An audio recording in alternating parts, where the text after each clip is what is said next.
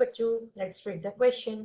20 gram of calcium carbonate on heating gave 8.8 gram of carbon dioxide and 11.2 gram of calcium oxide. This is accordance with A option is law of conservation of mass, B option is law of constant composition, C option is the law of reciprocal proportion and D option is none of these. तो इस question में हमारा की concept क्या कहता है कि हमको यहाँ पर बात करना है लॉ ऑफ कॉम्पोजिशन के बारे में। अब देखो, अगर हम अपने फर्स्ट वाले लॉ की बात करें यहाँ पर जो इसने हमें दिया हुआ है, law of conservation of mass, ये लॉ क्या कहता है? इस लॉ के according mass of reactant should be equal to mass of product। तो अब यहाँ पर बेसिकली क्या है कि मास can neither be created nor be destroyed. आपका जो है वो रिएक्टेंट का मास अगर रिड्यूस होगा तो प्रोडक्ट में चेंज हो जाएगा, या फिर उसका रिवर्स भी हो सकता है। तो अब हम रिएक्शन देखते हैं। रिएक्शन इसने हमें क्या दिया हुआ है कि जब कैल्शियम कार्बोनेट को स्ट्रांगली हीट किया जाता है तो ये डिकम्पोज हो जाता है carbon dioxide and calcium oxide में। यहाँ पर इसका मास था 20 ग्राम, CO2 का मास यहाँ से कितना आ रहा है 8.8 ग्राम, और ये कैल्शियम ऑक्साइड यहाँ से कितना बना है 11.2 ग्राम। तो अगर आप सम करोगे यहाँ से 8.8 प्लस 11.2 तो ये आपका कितना आ जाएगा यहाँ से 20.0 ग्राम।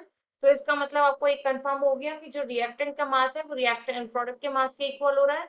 तो ये कौन सा लॉ आपका फॉलो कर रहा है? Law of conservation of mass को। अब बचे हुए लॉ भी देख लेते हैं। सेकेंड हमसे कहा जा रहा है लॉ ऑफ कांस्टेंट कॉम्पोजिशन।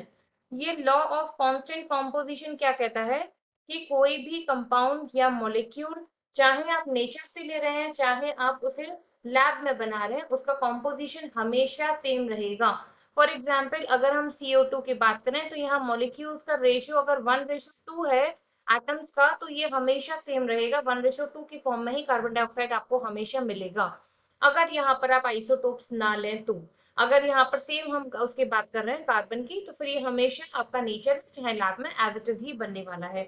सी की अगर हम बात करें, सी हमसे कहा जा रहा है यहाँ से लॉ ऑफ रेसिप्रोकल प्रोपोर्शन।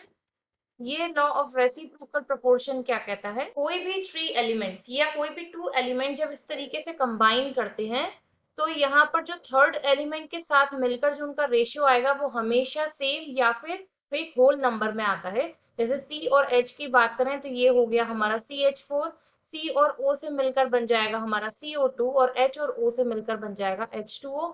तो यहाँ पर अगर आप एटम्स का रेशियो लोगे तो वो रेशियो हमेशा आपका सेम रहेगा या फिर उसका होल नंबर में आ सकता है। तो हमारे से जो मांगा गया था किस लॉ के अकॉर्डिंग आपका 20 ग्राम इक्वल हो रहा था, तो वो हो जाएगा हमारा law of conservation of mass, that is a is the right answer. I hope you understood that. Thank you.